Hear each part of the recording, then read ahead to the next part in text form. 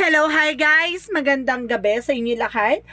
This is Shim from Masigari Channel, a faith healer, also mata reader. So ngayong gabing tatigin natin ang gusto-bisay ng ating mga gabay. This is a weekly gabay for the month of January 4 hanggang January 10 for the sign of Taurus. So, Taurus, welcome to my channel. Ano kayang messages, advices, as spirit guides ang ating masasagap for today's video? Kanino kayang energy or kaganapan sa buhay ng mga Taurus ang ating mga hagilap? So guys, this reading is a general reading lamang, hindi lahat makaka-resonate. Kunin lamang pa makaka-relate sa inyo and comment down below kung kaninong energy ang ating nasagap. And of course, don't forget to like and subscribe my channel and the notification bell for more videos updated. Of course, maraming salamat po sa mga walang sawang pagsuporta sa aking channel, lalo na hindi nag-skip ng ads. Naway pagpalain kayo na Diyos at may kapal, siksik, nagling, nag-umapang biyayang manumbalik sa inyo. And of course, umpisahan na natin ang laban for the sign of Taurus. Angel Spirit Messages, give me an information, clarification, ano man niyang kaganapan o hanas mo sa buhay, hahagilapin natin. Eto na. Angel Spirit Guide, give me an information po. And of course, there is a 5 of Wands. So, there is a competitor or something complication. So, ano to nagbibigay complication sa'yo, no? And of course, there is a King of Cups. So, there's a devoted and super person. May taong super emotional or something, balance and control, being a leadership, no? Kumbaga, itong tao na to ay devoted and supportive person sa'yo, no? Sa lahat ng kaganapan or tension sa buhay mo, no? Sinasabi nito, itong tao na to lagi nakaagapay. And because there's a higher fund, so there's a lesson learned. May mga bagay na kailangan mo matutunan at kailangan mong malaman. And of course, there is a 7 of Wands, protection. So, you need to protect your power. You need to protect your self and your energy, no? Even your finances. So, let's see what is the additional energy. And because there's a challenges, no? May mga challenges ka dito na kailangan mong ipanalo. And because there is a Queen of Cups, so there is a devoted and supportive person then, because there's a healing. King and Queen represent a cup. So, represent dito, there is a feminine and masculine energy na meron sinasabi dito na kailangan kalmado, no? Sa iyong emosyon. So, let's see what is additional messages. And of course, there's a 2 of Wands. So, there's a 2-pad. No? May mga bagay na kailangan pagdesisyonan. Or kailangan pagpaplanuhan, no? Or some of you guys, there's a progress, no? Or, okay, there's a 2 of Wands. Okay, there's a 2 of Wands nga. Okay, 2 of Wands. Sinasabi dito na, kumbaga nag-aantay ng kumbaga magplano ka or magdesisyon ka ng mga bagay na alam mong pangahawakan mo or something, information dito na there's a progress, no? Kumbaga may paggalaw na ng baso, may decision ka na. So, let's see what is the 5 of Wands.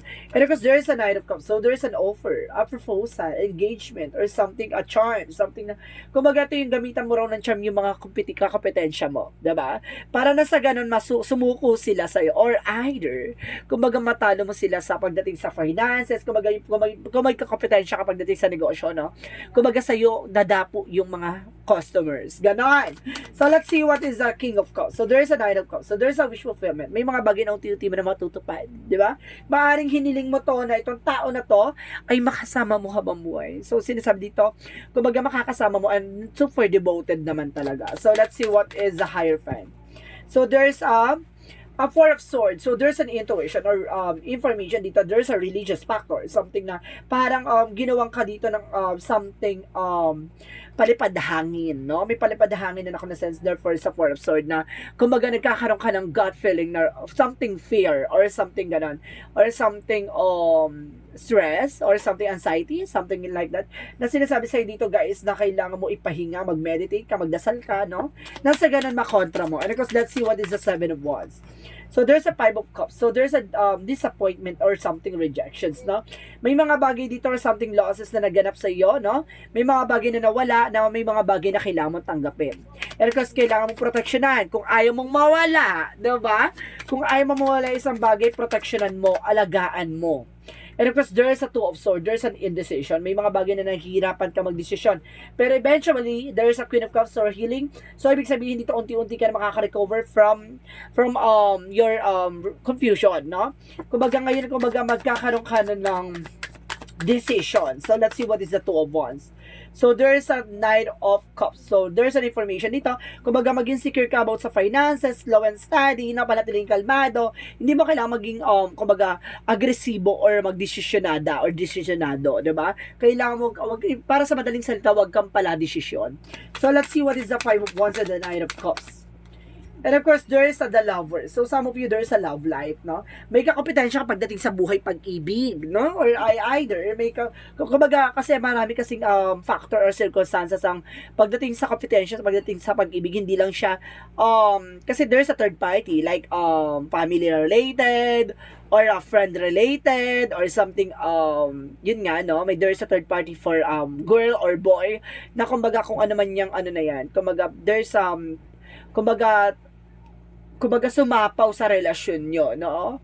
Kung hindi yan relatives, kumbaga ex or something, a friend, diba? So, may mga bagay dyan na kailangan mong, galingan or something. There's an offer na ikaw ang pipiliin ata. No? Talaga. And of course, there's a Knight of Wands. So, sinasabi, there's a Knight of Wands. So, there's a slow and steady. And of course, there's an energy and compassionate. At sinasabi sa'yo dito, kumbaga, there's a charming or something, movement of fearless na wala ka dati, kumbaga, katakutan or something, pangambahan, ganon.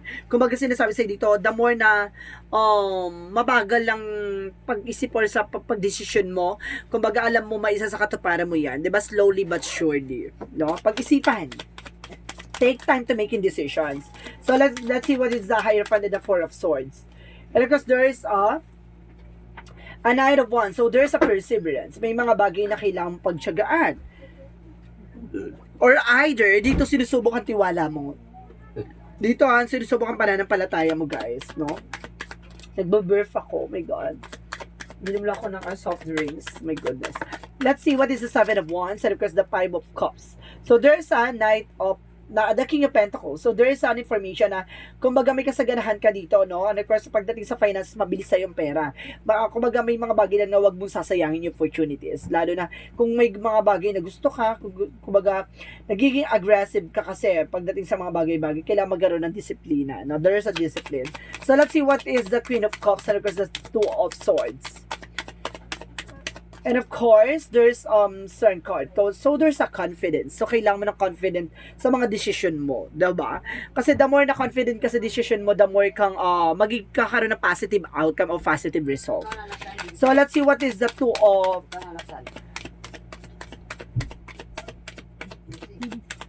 And of course, there's a Two of Wands, and of course, the Knight of Pentacles. And of course, there's a Page of Pentacles, investment. So, sinasabi dito, kumbaga, there's a decision na kailangan mong gawin, yung mag-invest ka sa sarili mo. At kailangan magkaroon ka ng security sa mga bagay o pinaghirapan mo. So, let's see what is the outcome. Ang outcome is the Star card. So, there's a wish fulfillment by healing, happiness, and of course, and hope, and miracles. No? And of course, nire-recognize din niya is Four of Wands, represent or re-evaluate or analyze, meditations, no?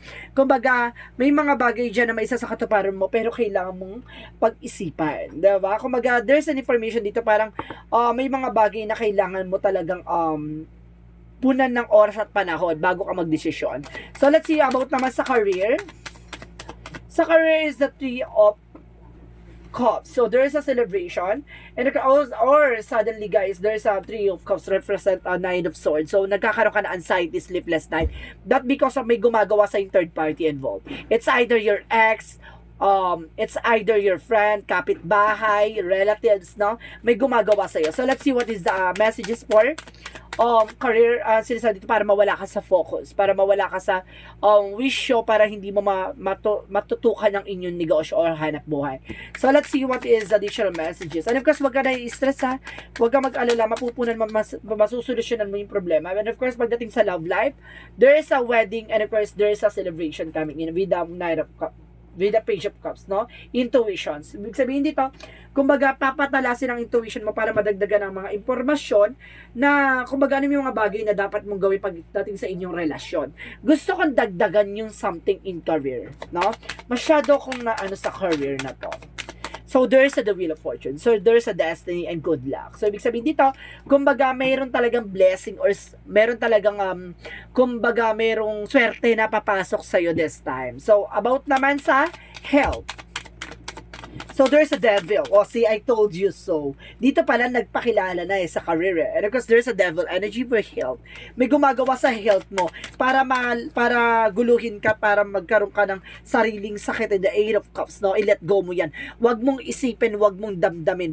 Solusyonan mo. Magpagamot ka sa albularyo o magpagamot ka sa para masolusyonan mo. With the devil energy is a person that doing you a black magic involved. No? So let's see what is additional messages for magical fairy messages. For magical fairy messages, angel spirit guide, please give me information. And of course, there is an emotional healing. So, kumbaga, there's an emotional healing. Ibig sabihin dito, kumbaga, nagkaroon ng struggles pagdating sa conversation or something connection, no? Kumbaga, nasaktan mo to, no? Or something, kumbaga, nagkaroon kayo ng sa verbal expression or verbal, kumbaga, verbal contracts or verbal competition or something like that. Parang nagkaroon kayo ng battle, no? Yung parang emotional battle or verbal battle, gano'n. Parang nag-away kayo, nagsagutan kayo, di ba? So, nagkaroon ng gano'ng excel, pero there's an healing now, no? So, let's see what is additional messages for Yin and Yang Oracle card. For Yin and Yang Oracle card, Angel Spirit Guide, please give me information. And of course, there is an alchemy, your ancestors is guiding you, no? And of course, there is a spy. So, see, there's a spying, watching, looking at you. Meron taong sumusubaybay at nag-i-spy sa'yo, no? Sa social media. And of course, there is a twin flame. So, some of you, yung person mo, twin flame kayo, no? So, let's see what is additional messages for Angel Spirit, guys. Sa Angel Spirit Guides naman tayo, there is a balance. So, kaya kailangan mo maging balance. Emotional, practicality, and kumbaga spiritual. And of course, there is a courage. So, see, you need to have a confidence. And of course, kailangan mong labanan ito. At kailangan mo maging matapang. Harapin yung mga bagay-bagay. So, let's see what is the chakra. So, let's see what is the chakra messages for you.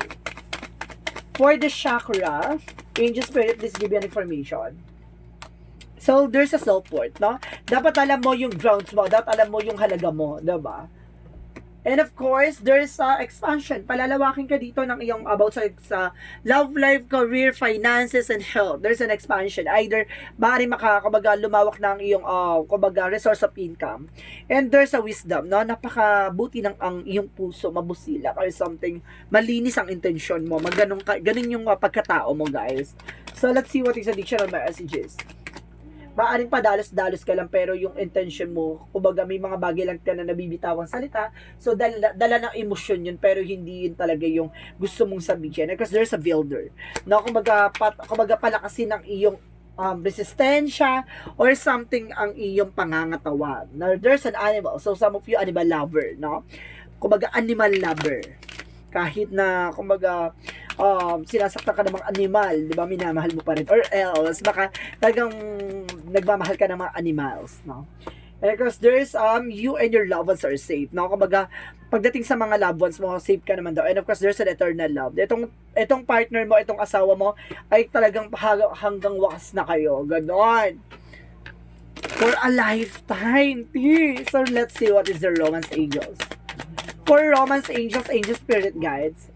So, there is a codependency. So, addiction are affecting your romantic life. So, some of you, kumbaga, iwasan yung, kumbaga, some of addictions like, kumbaga, alcoholic or cigarettes, or else ako the addict talaga, no? There's an addict talaga dito. So, let's see what is the mythology. Or something sa, there's a sex. Addict sa sex, like that. And because there's an emotional riding high. So, magiging emotional ka this time. And nothing will come this situation. Walang mangyayari sa situation kung hindi ka magte-take ng action. So, let's see what is additional messages. For angel spirits, please give my information.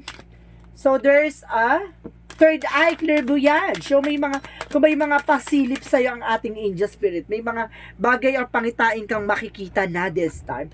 And of course, there's a travel. So, some of you may mga travel ka din dito, no? And of course, there's a fair environment. So, maaaring, kumbaga, marami ka sa paligid mo, no? Na, kumbaga, or suddenly, kailangan mong umiwas sa paligid mo, no? Parang ganon. Parang kailangan mo maglinis or something, kumbaga there's a toxins talaga. And because there's a big picture, sinasabi dito guys, there's a visionary. May mga bagay na ipapakita sa iyo, no, by your intuition. And of course, there's a void, stop. May mga bagay na kailangan mong putulin yung pattern, no? Yung mga bagay na alam mong umaabuso na, iwasan na yan. So let's see what is the energy. Kasi hindi na siya healthy guys, kapag gano'n na ano na ha. So there's the garden and the gate. So ibig sabihin dito, kumbaga there's a two door na kailangan mong pagdaanan, no? Kumbaga there's a stages na kailangan mong pag-isipan. There's a discoveries na kailangan mong malaman. And there's a journey. Kumbaga sinasabi dito, kumbaga ganun talaga, no? Sa pagdadaanan mo may liwanag at dilim talaga. Kailangan mo muna pagdaanan ng kadiliman bago mo makita ang kaliwanagan. Ganon. May mga bagay na parang kumbaga makikita mo na parang ang labo-labo, tapos akala mo wala nang patutunguhan, pero at the end of the time parang bigla pak, eto na, surprise, something, 'di ba, improvement na mangyayari sa buhay mo. And of course there's a fresh air, so kailangan mo talaga ng sariwang hangin, no? Masyado ng pollution yung mga naamoy mo yan. Some of you guys. So let's see what is the Jesus loving quotes. So there's a thought. Okay, do shall love the Lord your God, and with all your heart, with all your soul, with all your mind. So, mahalin mo raw si Jesus Christ ng buong buo, sa isip, sa salita, at sa gawa. Diba? Yung iba kasi dyan no? Kumbaga, todo share ng mga posts, something like that, para tungkol sa mga, tungkol kay Jesus, pero yung mga ugali, diba? Mga demonyo, may mga gano'n. Ano kasi sinasabi sa'yo dito, hindi mo kailangan, kumbaga, ipakita or magpakita ng mga ganong eksena kung, diba, kung sa puso mo, diba, hindi naman talaga totoo. Mas lalo ka magkakasala. And of course, there's an 8-8, I am wealthy. So, magiging mayaman ka na this time. Claim it. You are on the cusp of the prosperous and abundant spiritual life. You will find numerous opportunity for success and achievement, all of which bring financial and material abundance in your life. So, see, kumbaga, talagang pinanganak ka para maging mayaman. Diba? Pero wag mong, kumbaga, wag mo masyadong i-expect, 'di ba? Kailangan mong magtrabaho at wag kang umasa sa swerte. Kailangan maging balance at swerte at material thing, and of course yung practicality, 'di ba? So let's see what is the messages of life. The inner alchemist. So let's see. Like an alchemist, I possess all the power I need to build a life of joy and harmony. Today, through my positive thoughts, words, and deeds, I create my own light. I understand that I can use the inner magic of intention to transform myself. In the same way, an alchemist transforms lead into gold. Today, I create happiness. So see, di ba?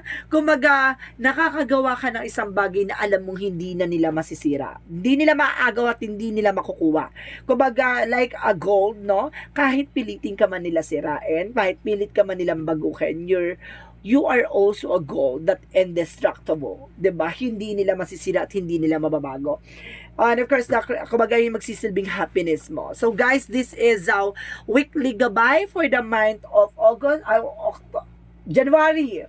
From the month of January 4 hanggang January 10, 2024 for the sign of Taurus. So, Taurus, maraming salamat for your wonderful reading. So, once again, this is Chin Rodriguez from Maesa Ganda Channel, a faith healer, also mata reader. Maraming salamat guys sa mga walang sawang pagsuporta sa aking channel. Lalo na hindi nag-skip ng ads. Naway pagpalain po kayo ni Diyos at may kapalsiksik liglig na gumapang biyayang manubali sa inyo. And of course, don't forget, this reading is a general reading lamang. Hindi lahat makaka-resonate. Kunin lamang pa makaka-relate sa inyo, and comment down below kung kaninong energy ang ating nasagap. Maraming salamat and see you in the next video. Bye-bye and bye-bye.